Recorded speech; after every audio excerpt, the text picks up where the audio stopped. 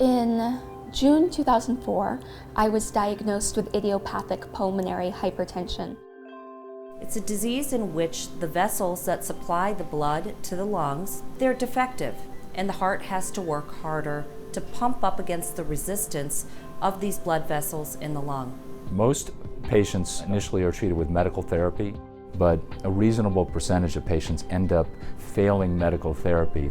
At that point, their only real option for any chance at prolonged survival is either lung transplantation or combined heart-lung transplantation.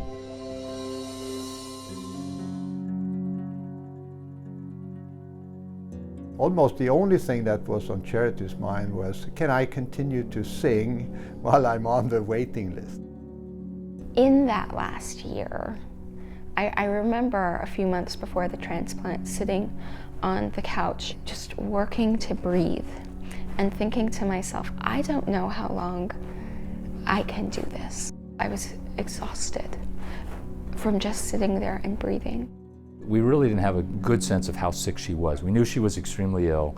We knew that she needed to get a transplant soon or she was going to die, to be very frank. We were calling her room in New York, telling her our team is coming together. Charity was flown in the middle of the night.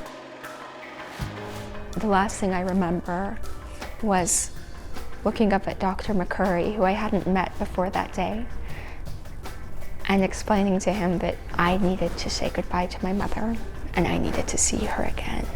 And then I asked him to please try and save my voice. Her heart was just so sick. Her blood pressure was so low that it was not keeping her alive at that point. So we actually ended up having to crash on the heart-lung machine very quickly in order to salvage things. I arrested on the operating table twice, meaning I flatlined twice. I had 40 quarts of blood infused into my body. I was on over a dozen machines that were keeping me alive.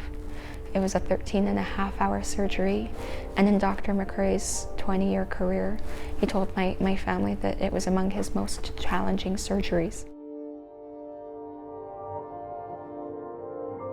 When I woke up, I was so deeply grateful.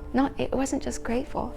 It was like an experience of transcendent joy and happiness. I was just so grateful to be alive.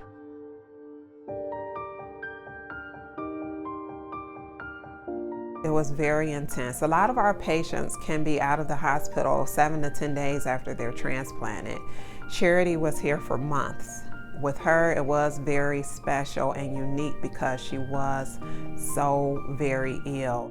And I knew that if she made it through it, that she would sing, because the resolve that she has, the focus that she has is just truly remarkable.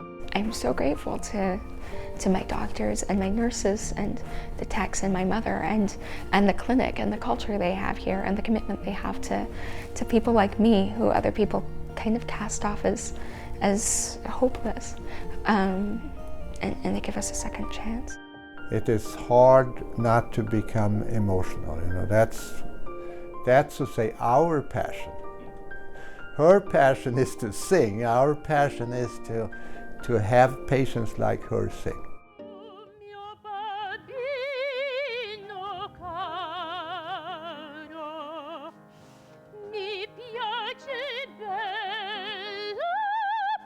To be able to come back to say thank you and to sing for the first time for an audience that I knew was rooting for me and that I knew understood just meant so much. I think it was probably the most important performance of my life.